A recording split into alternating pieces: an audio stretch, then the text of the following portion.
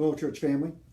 Well, this is just a new project that we've got going on as we try to connect with you during this time of kind of being quarantined from each other as a word of encouragement to you through the scriptures, and also just to give you an update as far as the church is concerned and what's going on, and some prayer requests and things of that nature, so that we still stay connected even during this time of this so-called quarantine.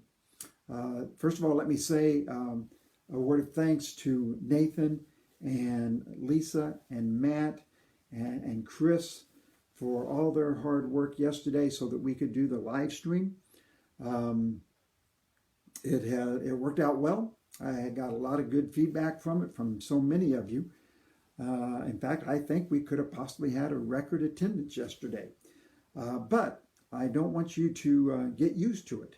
I know it's nice just to get out of bed and sit in your pajamas and drink your coffee and be a part of the service that way, but boy, we need each other. So as long as we have to, we will do live stream.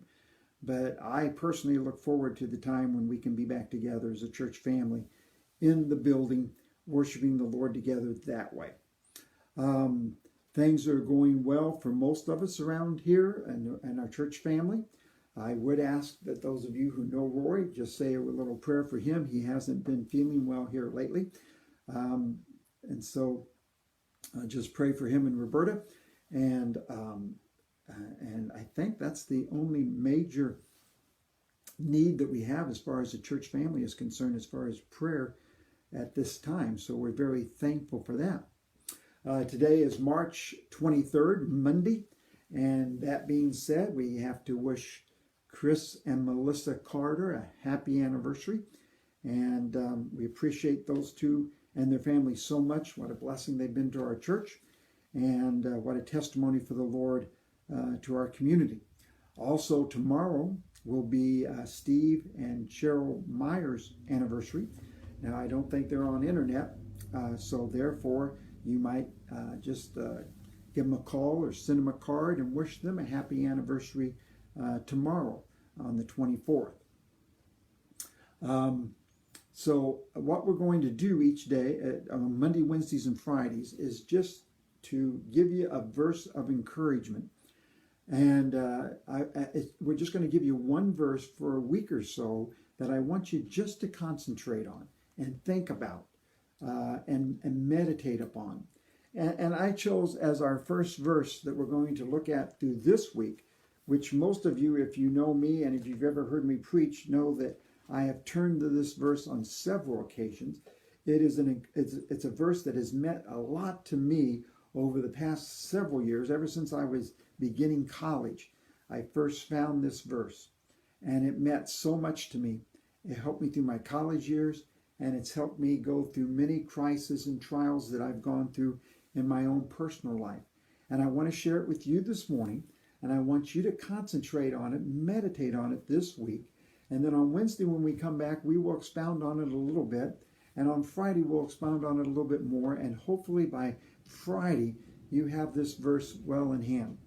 It's found in Isaiah chapter 41. And Isaiah chapter 41 and verse 13 is the verse that I want you to meditate on. But I also want to read verse 10 to you, because it goes right along. In fact, it practically says the same thing. So we're going to look at Isaiah 41 and verse 10, where we read, "Do not fear, for I am with you. Do not anxiously look about you, for I am your God. I will strengthen you. Surely I will help you. Surely I will uphold you with my righteous right hand." What a tremendous verse to concentrate on in the situations that we find ourselves in. Do not anxiously look about you, for I am your God. And I know in this day and age that's tough to do, but he's our God. He is a great God. But the verse I really want you to meditate on is in verse 13 of Isaiah chapter 41. "For I am the Lord your God, who upholds your right hand, who says to you, do not fear, I will help you." And so this week, I trust that you'll just concentrate, meditate, try to memorize Isaiah 41:13. "For I, the Lord your God, who upholds your right hand, who says to you, do not fear, I will help you. Now on Wednesday and Friday, we'll expound on that verse just a little bit, that we might ingrain that verse into our mind in this day and age in which we live. So, Isaiah 41 and 13. Now, I want to answer a question that has been asked of me many times over the last couple of days. And that is dealing with giving as far as the church is concerned.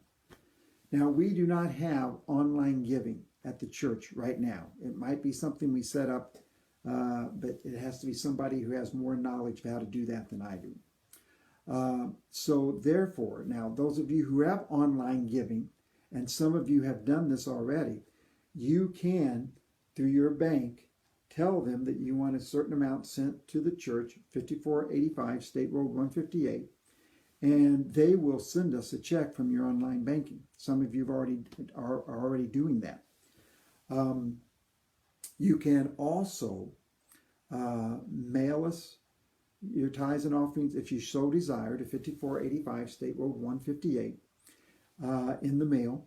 You can drop it off at the house. I would ask that you just put it in an envelope, seal the envelope.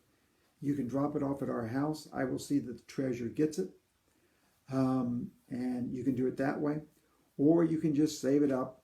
And when we meet back together, we should have one of the biggest offerings in the history of the church. Now, I do want you to know that as far as financially, the church is doing very well. I praise the Lord for your faithful giving over the years. I praise the Lord for the wisdom that God has given to our leadership and to our treasurer as far as being great financial stewards of what God has given us. I talked to Betty the other day, and we think we are financially secure for a few months as far as the church finances are concerned. So I don't want you to think that I'm pleading for money or that is an urgent need, because it is not. But many of you have asked me, so I wanted to answer that for you. We appreciate your faithfulness and we appreciate your giving. But you can either mail it to us, 5485 State Road 158. You can drop it off at the house. Please don't drop it off at the church, because I may not be there and I don't want anybody picking it up that it doesn't belong to. Put it in a sealed envelope. I prefer not to have to know what you give or anything like that. So put it in a sealed envelope and you can bring it to us and I'll see that the treasurer gets it. You can do online banking through your bank and they'll mail us a check. Or you can just hold on to it until we meet again and give it all at one time. So we appreciate your faithfulness. I appreciate people who've asked and have been concerned about that. And so just to let you know how that works. All right. All right. Till I see you again on Wednesday, let me tell you, therefore, my beloved brethren, whom I long to see, my joy and my crown, so stand firm in the Lord, my beloved.